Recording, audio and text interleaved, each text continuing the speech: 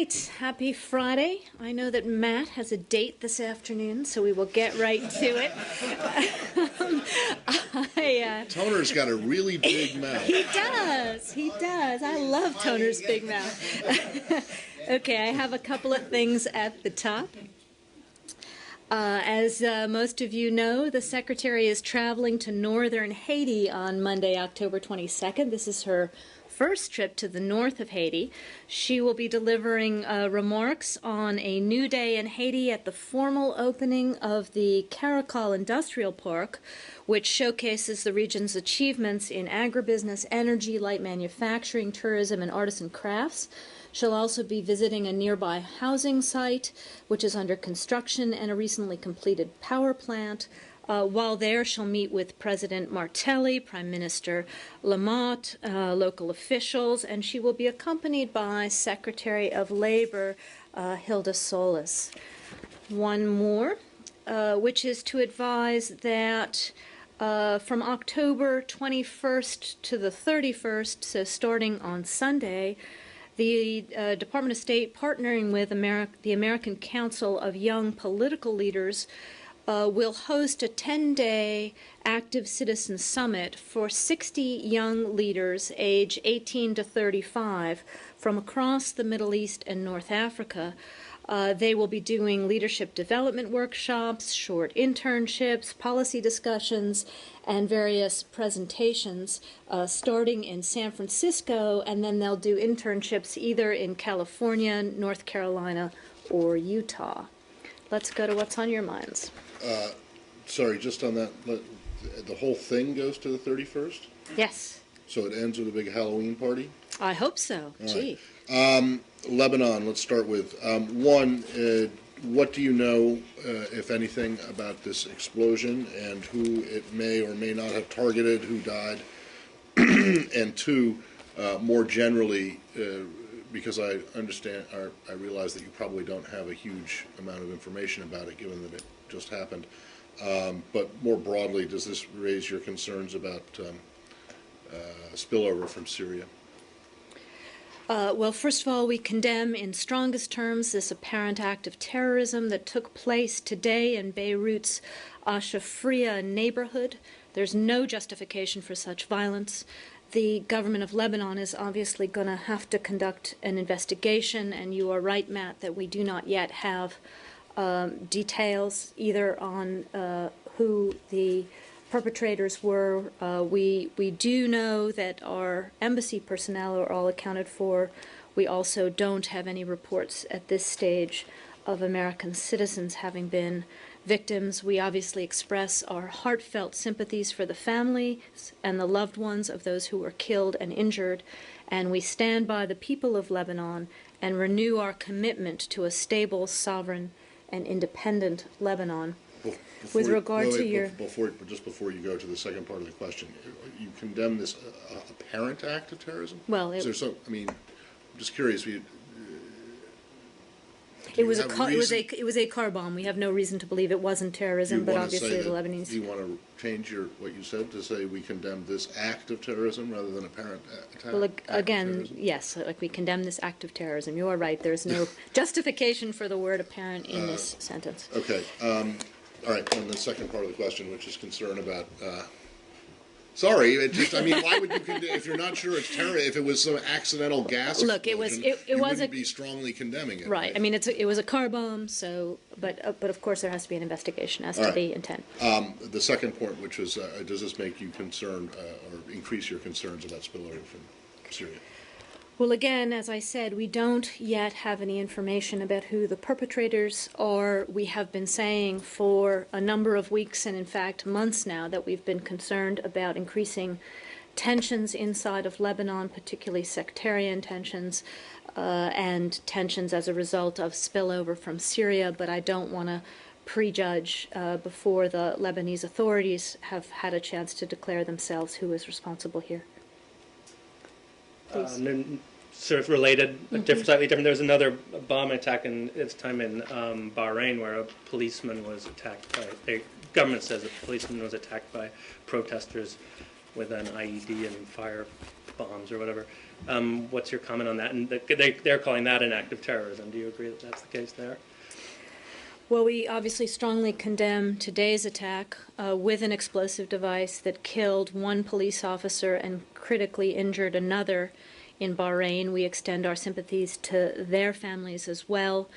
We are continuing to follow this incident closely and to urge all members of Bahraini society to condemn and renounce violence. Violence of any kind by any side only undermines the trust that is necessary in Bahrain to pursue meaningful reconciliation. It's incumbent on all segments of Bahraini society to contribute to a climate that is conducive to reconciliation. I'm not in a position to give an assessment with regard to terrorism or how this particular incident went forward in Bahrain. We'll have to see what the Bahraini authorities have to say.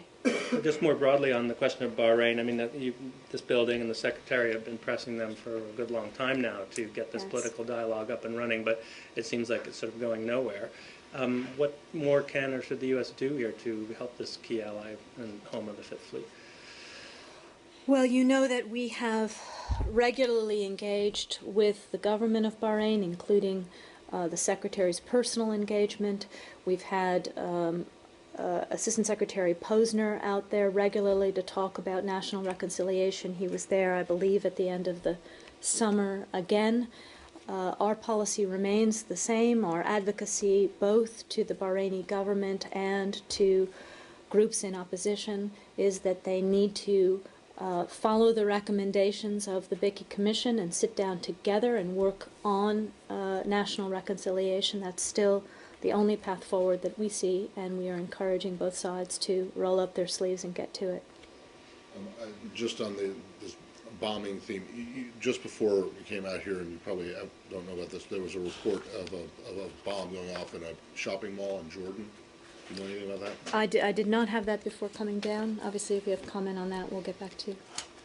Among those killed in Beirut was a senior Lebanese intelligence official, Brigadier General Wissam al-Hassan, who had led the probe into the death of the prime minister there in 2005.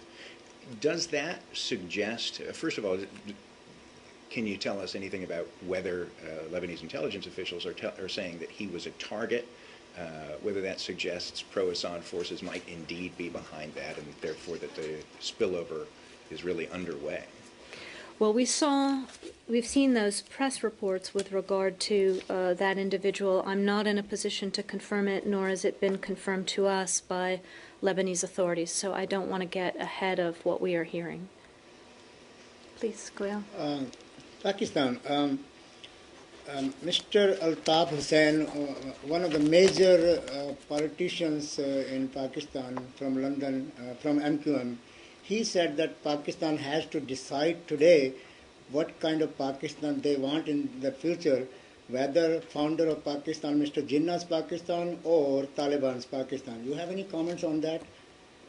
Well, I don't have anything particularly innovative to say on that subject. You know where we have been, that we want to see a strong, democratic Pakistan that works well with us and with the international community in addressing the terror challenges it has, that we are re-engaging after some period now in trying to get our working groups and other things back up and running to support our joint efforts to meet the terror challenge, and that's the trajectory that we're on, but I don't have any particular comment on that comment, if that's what you're asking. Related. Now this 14-year-old girl who was shot in Pakistan, she's Malala. She's now in UK, in Birmingham, for further advanced medical treatment.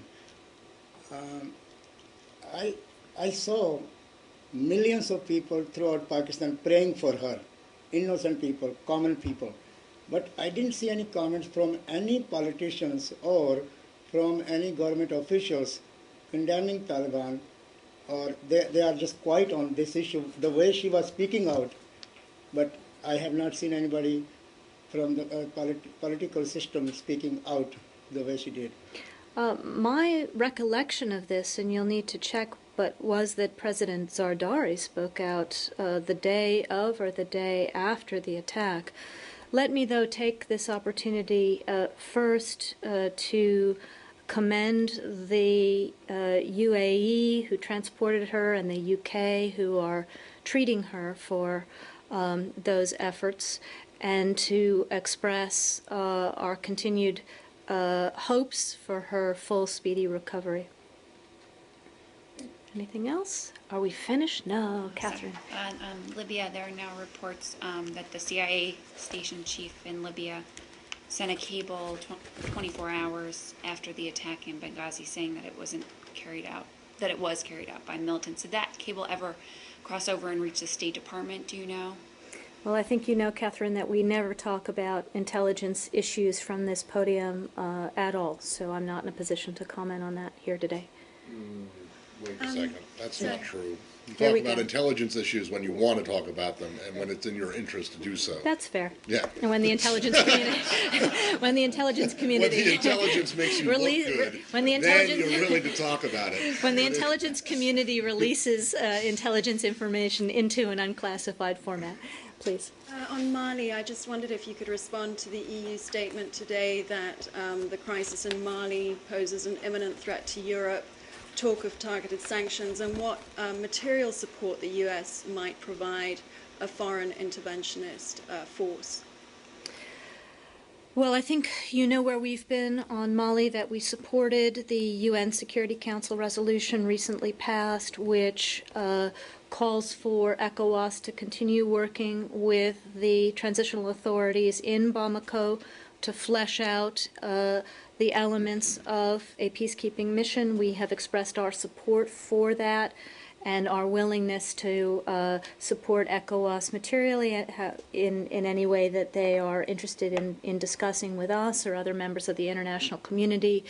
There is today an African Union-sponsored meeting ongoing in Bamako to look at how to coordinate the international community's response, not only in fleshing out the peacekeeping mission, but also in offering political support, economic support, etc. And we have 2 participants in that meeting. The director of our Office of West African Affairs, Ambassador Eunice Reddick, is there, as is our director of the Bureau of International Organization Affairs, Peace Operations and Sanctions, Rafi Gregorian. So our hope is that that meeting will support the transitional authorities in Bamako in presenting a coherent plan that includes political elements, economic elements, and advances the peacekeeping effort that ECOWAS will be leading. I think you know that we want to see this crisis addressed in all of its elements. The political crisis, we want to see the people of Mali get the elections that they deserve by April. The rebellion waged by the Tuaregs, the violent extremists who are trying to exploit that, and the humanitarian crisis across the Sahel. Hold on that. Please. Just clear, is your expectation that this meeting in Bamako is actually going to produce this coherent plan, or is this just sort of step one of what could be a multi-step process? I think it's step one in the international community trying to support ECOWAS in getting some clarity out of the officials in Bamako about how they want to proceed moving forward, not only on the ECOWAS mission, but also on their political plan, their Tuareg their reconciliation plan with the North, all of those elements. So it's a first step since the UN Security Council resolution was passed. Please. Yes, according to a variety of sources, Turkey has been engaged in discussion with both the opposition, or some of them, and the government to find a way for peaceful... Are we in Syria? What country? Syria. Syria, I said thank Syria. you. To find a way for peaceful negotiated settlement. A, are you aware about those discussions? B, do you encourage it, and under which terms? You're talking about government of Turkey's Yeah. Turkey initiatives to broker. Turkey's been in discussion with both of them to find a way, if it is possible. Well, I think you know that with regard to Turkey's efforts in Syria, we have been in very close bilateral consultation with Turkey. We've also been working with Turkey in the ad hoc group on Syria and the larger Friends of the Syrian People. We compare notes across the board on what we see going on the ground, on who we see as potential future leaders, at any prospects that we see to move a transition forward along the lines that we agreed on in Geneva and since. So we're obviously in contact with the Turks on all of these initiatives. But are you aware about discussion that the Turks The particular initiative that you point to sounds like a follow-on to the kinds of things that Turkey's been doing all along, but I can't speak to precisely what it is that you're seeing. Anything else? All right, we're going to get Matt to his date.